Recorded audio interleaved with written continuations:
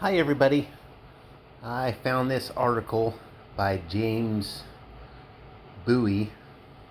Boye. It's always terrible at pronouncing names. It's titled, "Don't Fool Yourself, Trump is Not an Ebriation." It's in the New York Times. And it was written October 30th. And I'm reading this article. Uh, I found it very interesting, and a lot of great points were made. Uh, and it's not so much for the people that will agree with this or are already on board with this type of thinking. This is more so to get people that make statements like, "I didn't own a slave. Why should I care about that? Slaves haven't been around forever." Uh, those people that came into the country illegally deserve everything they got. They broke the law. Uh,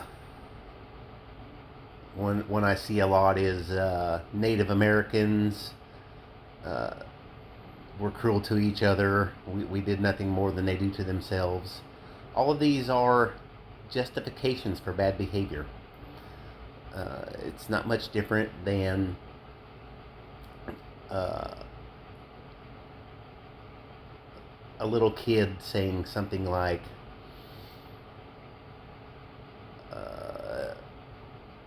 "You do it, so why can't I?" I guess that's a bad a bad analogy. I can't think of nothing off the top of my head. But anyway, I'm just hoping to reach people that make those kind of statements. I would like to hear your opinions and about this article. I think a lot of people that have that type of mindset, they don't want to look at our past and the truth in it and our bad behavior. Those people are flag toters and nationalists. Uh, and I don't think a flag toter is a good thing. I know a lot of people do, but a flag it's a symbol. And the ideals behind a flag are way more valuable and important than the flag itself. Kind of like if we look at our Pledge of Allegiance, it says indivisible. Well, we are very devised right now. And it's not one person that caused this division. It's a mindset. It's some of it is very sick and not very good. That it clings to racism. It clings to intolerance. It clings to nationalism. What is nationalism? Nationalism is someone that promotes their country over all other nations at any cost. Backs it 100%. It's kind of like an enabler, in my opinion. And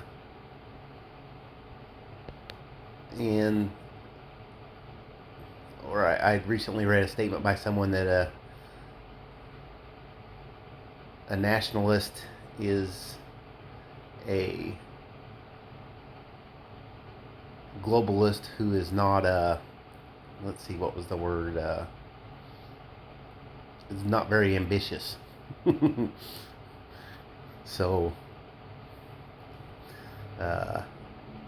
anyway, that mindset is what's keeping us in those places, in this place where we're polarized, where We have so much hate and discord amongst each other. And another ideal in the flag, which is in our Pledge of Allegiance, is with liberty and justice for all. And the all doesn't start here. The all is everyone. Why shouldn't we? I mean, why shouldn't we hold up our values to the world? Uh, it, the problem with that is we don't stand for our own values. We've all taken this pledge, but how many of us try to honor that pledge and give it more than lip service? Liberty and justice for all. Wouldn't that be an awesome world to live in? If every single person had a say, no matter what they looked like, no matter who they were, no matter what their religion, if everyone was important. Just imagine that. You would see someone on the news, you would see someone's having a famine, and you would lose sleep over that because that was important to you, because people were suffering. Wouldn't that be kind of an awesome world to live in? But we can't have that kind of world. We can't even have that kind of country. We can't even have that kind of next block over while we embrace these type of systemic issues that are addressed in this article. So I'm going to get to this. For many millions of Americans, the presidency of Donald Trump has been a kind of transgression and endless assault on dignity, decency, and decorum. They experience everything: the casual insults, the vulgar tweets, the open racism, the lying, the tactic support for dangerous extremists,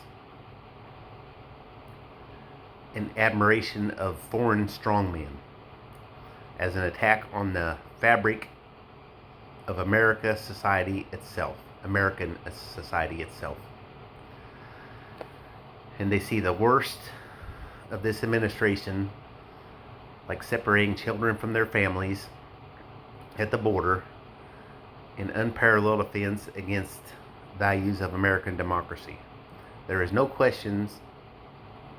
These are useful beliefs.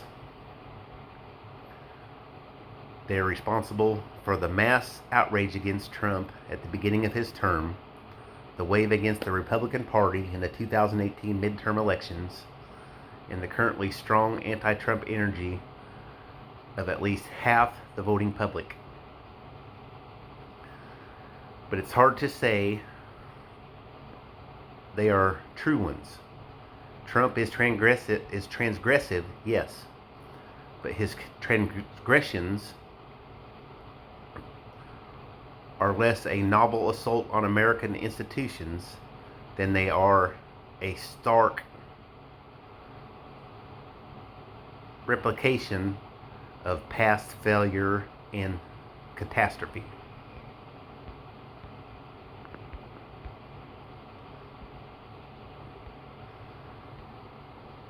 For as much as it seems that Donald Trump has changed something about the character of this country, the truth is he hasn't. What is terrible about Trump is also terrible about the United States. Everything we've seen in the last 4 years, the nativism, the racism, the corruption, the wanton exploitation of the weak, the unconcealed contempt for the vulnerable is as much a part of the American story as our highest ideals and aspirations.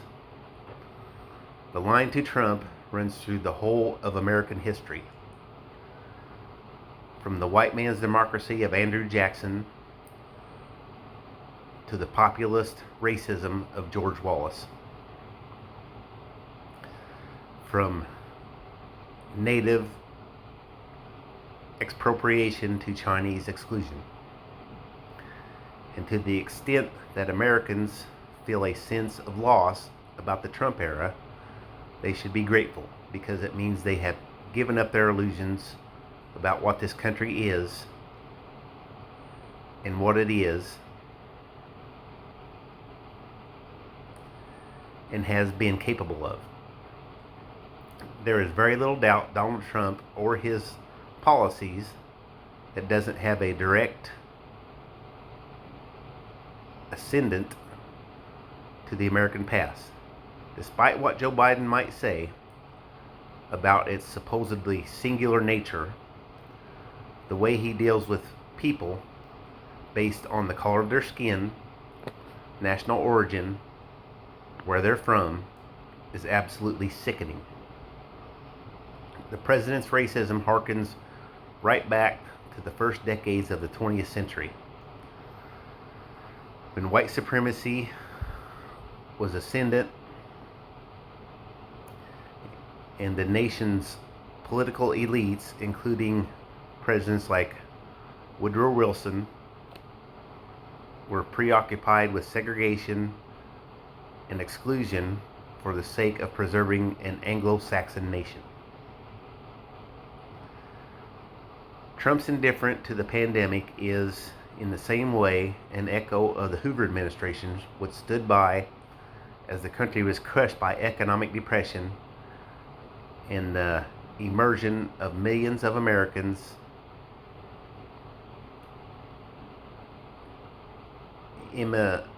immersion. I'm sorry. I need to go look that word up and see if I can pronounce it right and what it means, because I don't even know. I can get the gist of it from the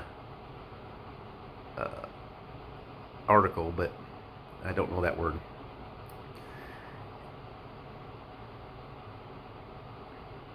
It is impossible, for me at least, to think about child separation without also thinking about chattel slavery and the nation's vast trade in enslaved people, conducting over decades under 3 generations of American presidents, including men like James Polk, who, decades removed from planter politicians like George Washington, Thomas Jefferson, and James Monroe, bought and sold human beings from the White House. The president's personal corruption is unique.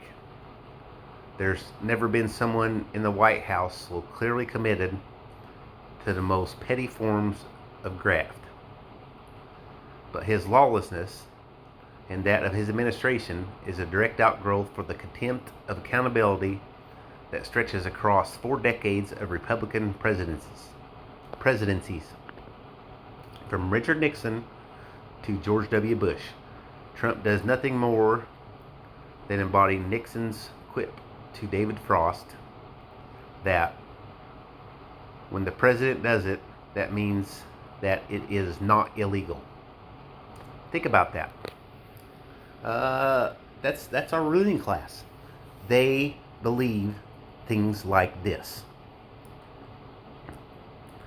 And in that, he's backed by deputies like Attorney General William Barr, who on his first turn through Washington helped cover up Iran-Contra for Ronald Reagan and George H.W. Bush, and who is now under Trump ready to abuse the law for the sake of the president's re-election. Trump is the first president in recent memory to let Americans suffer and die in the face of a deadly hurricane. That distinction goes to the aforementioned George W. Bush. And he's certainly not the first to let a plague kill thousands of Americans. That distinction goes to Reagan, of course, for all his dull response to the flu pandemic of 1918. Wilson deserves that distinction too. Trump has helped bring ugly forces out into the open, giving aid and comfort to assorted racist and white nationalists Yet it's also true that these groups, oops,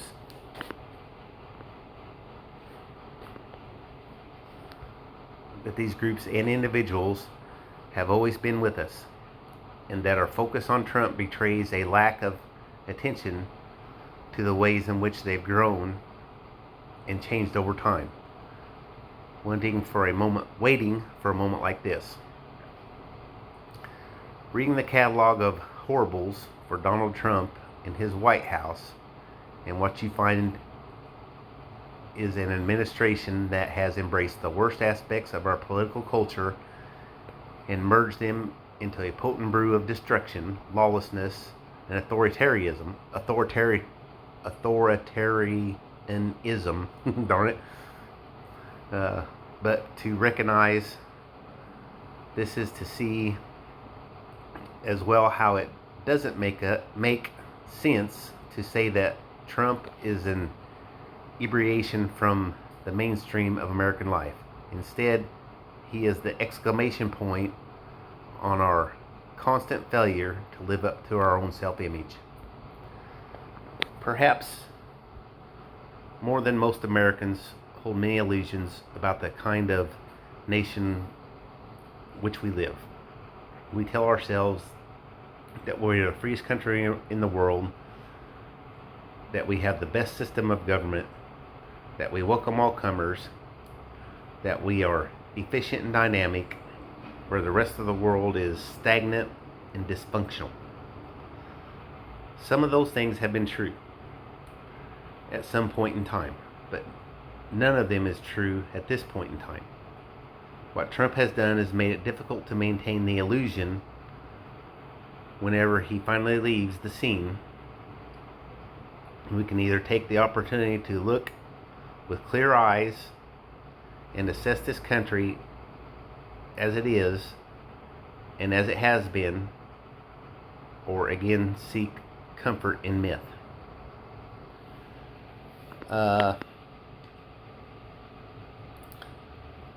Kind of the reason I was saying the very end of this article about why the flag toters don't want to hear this stuff is because they are enablers and they can see no wrong. Let's put it into terms like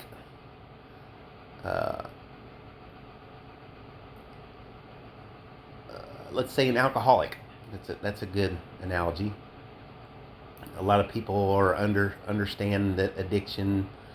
A lot of them have enablers that make excuses for them, that allow them to continue their self-destructive behavior. And make no bones about it, the behavior that we are doing is self-destructive. What are we talking about every day? We're talking about the division amongst ourselves, or we're creating the division by arguing, bickering, fighting, killing, etc. Who are the top 5 scientists? Who is the top 2 scientists in America right now? Nobody knows, do they? We don't discuss things like that anymore.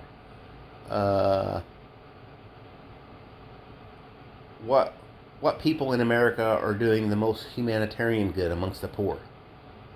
No one has a clue. Those people toil on in obscurity because they feel it's the right thing, but they get no recognition from the media. Mostly their communities doesn't pay attention to them. What about who is doing anything to make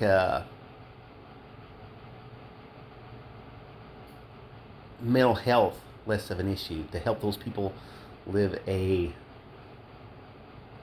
better quality of life? Instead, we argue about whether using oil, which is a exhaustible resource, is a good thing. Why is it a bad thing to find a better alternative? Why have we stopped growing? Even that in itself says where we are at, that we are stagnant, and the rest of the world is starting to pass us by. Lots of countries are making amazing scientific breakthroughs that we used to lead the field in because we're stagnant, we're polarized. We refuse to learn from our history. We are enabling our government to take us down a road that will lead to destruction and ruin if we don't learn. It may not happen tomorrow. It's probably not going to happen in anyone's who reads this lifetime, but it will happen. That's about all I have to say. Definitely want to hear your comments. Please like and subscribe if you haven't already. And sorry this is so long, but the article was kind of long. And everyone have a nice day. Lots of love. Bye.